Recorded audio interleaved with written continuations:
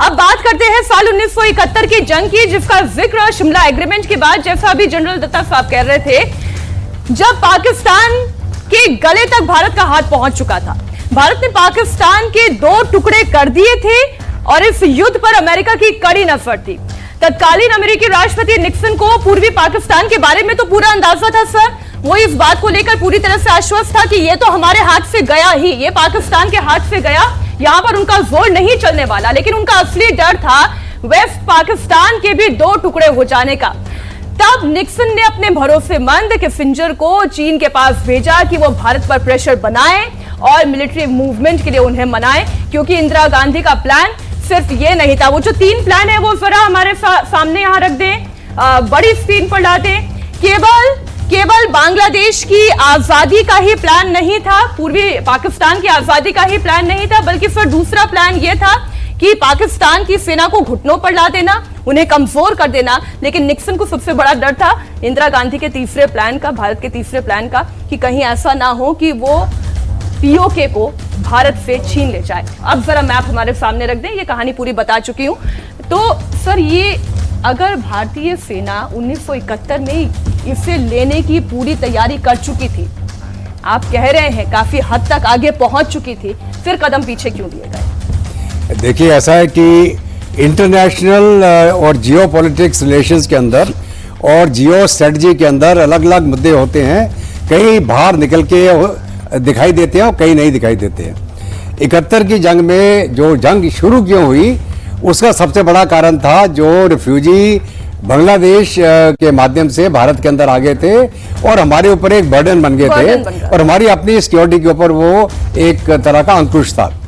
इसके चलते इंदिरा गांधी ने पूरी दुनिया में बताया कि देखिए, इतना अत्याचार हो रहा है। ऑपरेशन सर्च लाइट जो पाकिस्तान की फौज ने अपने ही आवाम के ऊपर शुरू किया था, लाखों की तादाद में लोगों को मारा गया, औरतों के साथ बलात्कार किया गया, वो थी पाकिस्तान की फौज। ये जो आसिफ, ये जो इनके चीफ हैं जो मुनीर, वो ये बोल रहे हैं साहब 2 नेशन थ्योरी, हम इस्लाम है। क्या इस्लाम?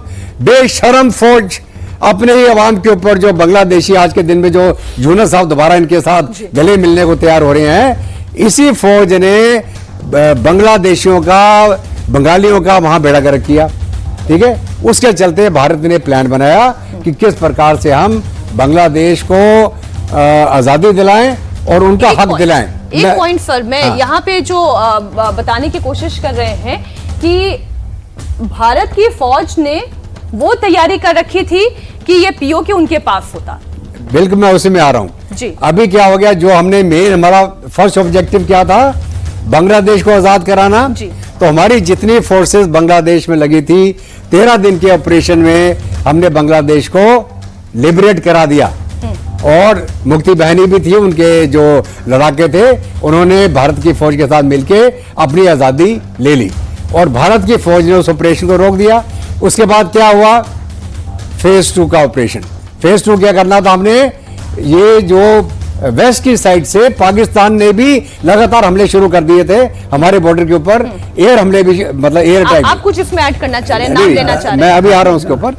तो अभी क्या था कि हमारी जो फोर्सेस ईस्ट में थी, वो वहां से शिफ्ट होके कहां आ रही थी, वेस्ट में, अपना फेज 2 को अंजाम देने के लिए, जिसके अंदर हम पीओके को लेते और वो जो जितने इलाके जो हम समझते हैं स्ट्रेटेजिकली हमारे लिए इंपॉर्टेंट थे। आप नाम लेना चाहेंगे?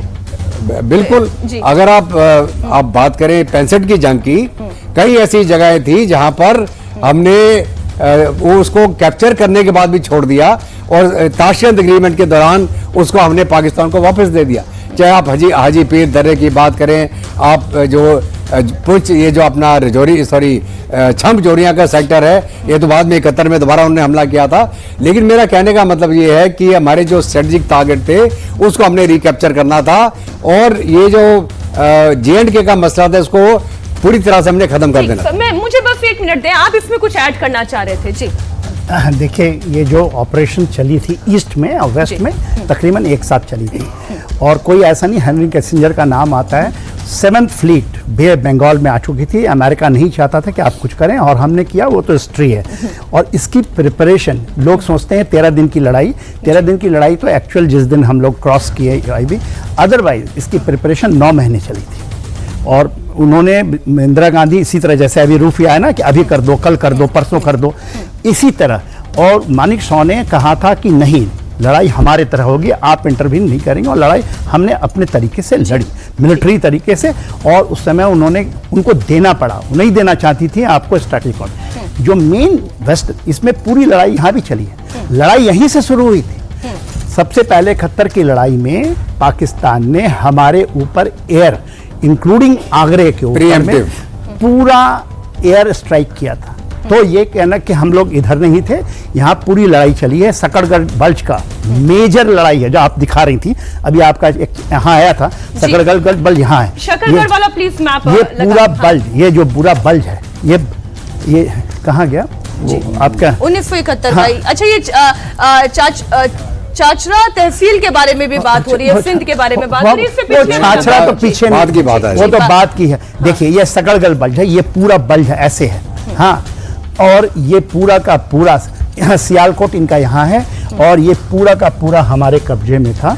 इसके अलावा हाजी पीर पास तकरीबन यहाँ से, ये जो देख रही हैं, यहाँ है मुजफ्फराबाद से ये इलाका 13,000 स्क्वायर किलोमीटर, एक दो नहीं, ये टोटल जो मैंने आपको बताया है, ये जो पूरा इलाका है जो है वो आज के दिन में 34,000 स्क्वायर, उसका 13,000 किलोमीटर हम लोगों ने पकड़ा हुआ।